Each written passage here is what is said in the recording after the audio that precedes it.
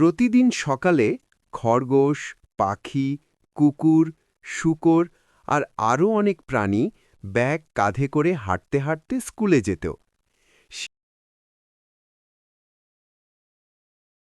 আজ শিয়াল স্যার কি নতুন শেখাবেন বলো তো? মানুষকে সাহায্য করার নতুন কৌশল। আমি আজ ডায়াবেটিসের সংকেত ঠিক ধরতে পারব। আমি একটু ভয় পাচ্ছি, কিন্তু চেষ্টা করব। ভয় নয় বন্ধুরা, শেখাই আসল শক্তি।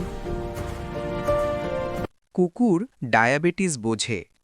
কুকুর গন্ধ শুঁকে বোঝে শরীরের পরিবর্তন।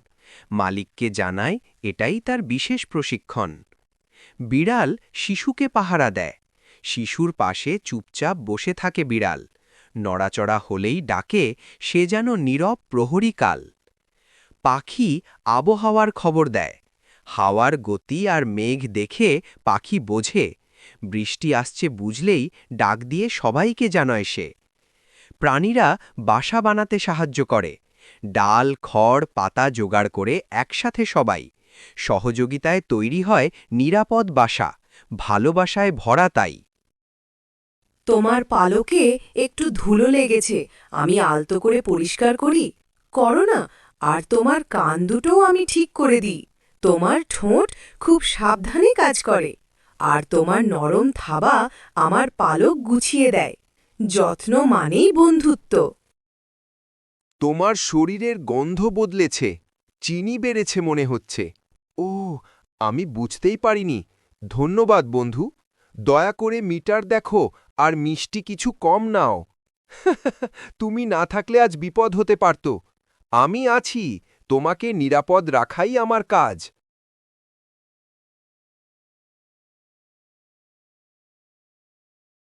ধীরে চলুন, আমি আপনার সামনে পথ দেখাচ্ছি। ডান পাশে গাড়ি নেই, এখন নিরাপদ। তোমরা দুজন আছো বলেই আমার ভয় লাগে না। আর একটু সামনে, এই তো ফুটপাত। দেখলে বন্ধু, একসাথে থাকলে সব পথ সহজ হয়।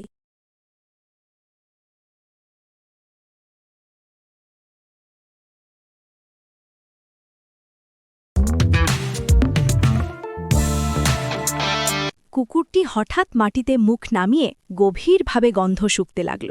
তার নাক বলল, কোথাও বিপদ আছে।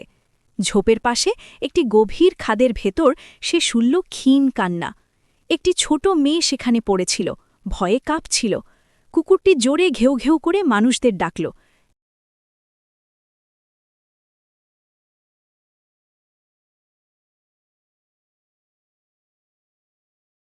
তারপর আলতো করে মেয়েটির জামা ধরে টেনে নিরাপদ জায়গায় আনল।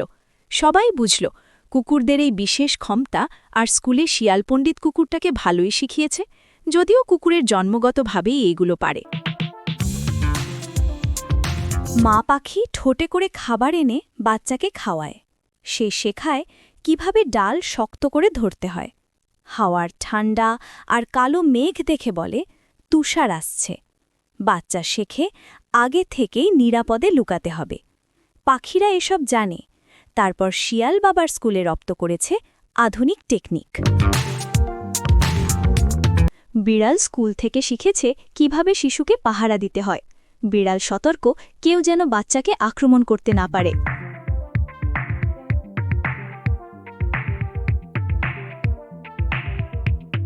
প্রাণীদের স্কুলে আজ পরীক্ষার দিন। সবাই জানে আজ সবাই পাশ করবে না। যে ফেল করবে তাকে এখনই কেউ দত্তক নেবে না। এর মানে সে এখনও কাজের জন্য পুরো প্রস্তুত নয়। তাকে আরেকটি সেমিস্টার পড়ে আবার চেষ্টা করতে হবে। ফল জানার অপেক্ষায় সবাই ভীষণ চিন্তিত ও উৎকণ্ঠিত। আজ শেষ দিন, রেজাল্ট বের হয়েছে। আজ সবাই এসেছে নিজ নিজ প্রাণী বেছে নিতে, পছন্দমতো প্রাণীকে অ্যাডাপ্ট করবে। গার্ড ডগ বাচ্চাদের সাথে থাকবে, অনেকটা বডিগার্ডের মতো। কুকুরদের স্কুলে আজ বিশেষ দিন। এক ছোট্ট মেয়ে সেখানে এসে নিজের গার্ড ডগ বেছে নেবে। সব কুকুর সারিবদ্ধ হয়ে দাঁড়িয়েছিল। হঠাৎ মেয়েটি খুশিতে চিৎকার করে বলল, আমি এই কুকুরটাকেই চাই। কুকুরটি গর্বে লেজ নাড়ল। আজ থেকে সে হবে তার সাহসী বডিগার্ড। শিয়াল শিক্ষক, কঠিন গলায় বলল, এই কুকুরটি দত্তক দেওয়ার যোগ্য নয়। সে পরীক্ষায় ফেল করেছে, তাই সে বডিগার্ড হওয়ার জন্য উপযুক্ত নয়। কারণ জানতে চাইলে শিয়াল বলল, সে এক শিশুকে নালায় পড়ে থাকতে দেখেছিল। তার প্রথম কাজ হওয়া উচিত ছিল সঙ্গে সঙ্গে উদ্ধার করা, কিন্তু সে দৌড়ে সাহায্য আনতে গিয়েছিল। 4 মিনিট পরে কাউকে নিয়ে ফিরে আসে সে। এই সময়ের মধ্যে ভয়ঙ্কর কিছু ঘটে যেতে পারত। কুকুরটি চুপ করে দাঁড়িয়ে থাকল। চোখে ছিল নীরব কষ্ট। মেয়েটা বলল, আমি এই কুকুরটা নেব। আমার খুব পছন্দ হয়েছে। এটাকেই আমি দত্তক নেব। ও আমার গাইড ডগ হবে। শিয়াল শিক্ষক বলল, এই কুকুরটিও দত্তক নেওয়ার জন্য উপযুক্ত নয়। সবাই অবাক হয়ে তাকাল। শিয়াল বলল, এই কুকুরটি সবসময় গাড়িতে উঠলেই অসুস্থ হয়ে পড়ে। গাড়িতে মাথা ঘোরা, বমি বমি ভাব হওয়াকে বলে কার সিকনেস। কুকুরটির পেট গুলিয়ে যায়, সে ভয় পায় আর কাঁপতে থাকে। গাইড ডগকে অনেক সময় গাড়িতে ভ্রমণ করতে হয়। তাকে মানুষের সঙ্গে হাসপাতাল, স্কুল, অফিসে যেতে হয়। গাড়িতে অসুস্থ হলে সে ঠিকভাবে পথ দেখাতে পারে না। অসুস্থ শরীরে সে মানুষের যত্ন নিতে পারে না। তখন মানুষের জন্য বিপদও হতে পারে। তাই শিয়াল শিক্ষক দুঃখের সাথে বলল, এই কুকুরটি ভালো, কিন্তু গাইড ডগ হওয়ার জন্য নয়।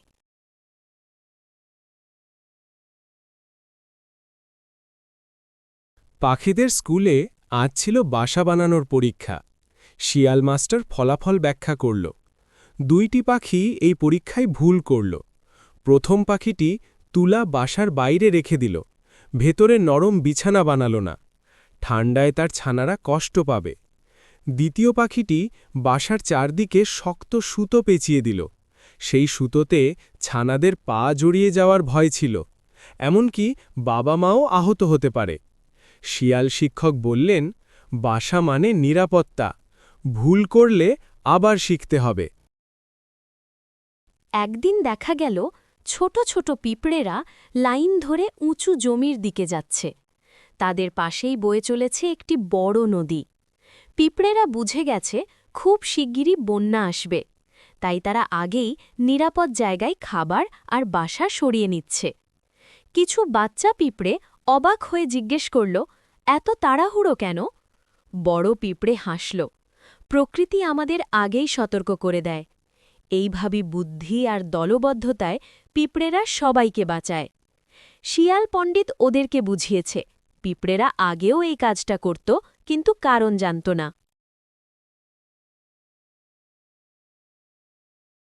দুঃখী কুকুরটি আর ছোট পাখিটি চোখে জল। পাখিটি ফিসফিস করে বলল, আমরা চেষ্টা করেছিলাম, তবু পাশ করতে পারিনি। কুকুরটি ধীরে বলল, এখন কেউই হয়তো আমাদের দত্তক নেবে না। ফক্সার পাশে এসে স্নেহভরে বললেন, ফেল করা মানে অযোগ্য হওয়া নয়, শুধু আরও সময় দরকার।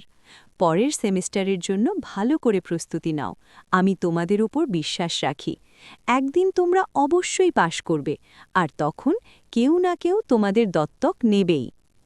কুকুরটির লেজ একটু নড়ল, পাখিটি মাথা তুলল।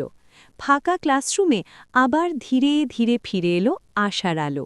প্লিজ প্লিজ আমার চ্যানেলটা সাবস্ক্রাইব করো। আগামী শুক্রবার থেকে আমি আসছি তোমাদের জন্য। প্রতি শুক্রবার নতুন গল্প, নতুন মজা, নতুন রহস্য। বেশ কয়েকটা পাখি, তারা থাকত এক উঁচু গাছের ডালে। এক ঝড়ের রাতে হঠাৎ করেই কিছু পাখি শুধু ওই গাছটা থেকেই বাসা থেকে নিচে পড়ে যায়। মাটিতে পড়ে তার খুব ব্যথা লাগে। তারা উঠে দাঁড়ালেও আর উঠতে পারল না। পাখিগুলোর মনে হল তাদের ডানা আর কাজ করে না। আমার চ্যানেলের নাম তো জানোই, প্যান্থেরা বেবি। ভুলবে না কিন্তু, সাবস্ক্রাইব করলেই আমি হাজির, শুধু তোমাদের জন্য।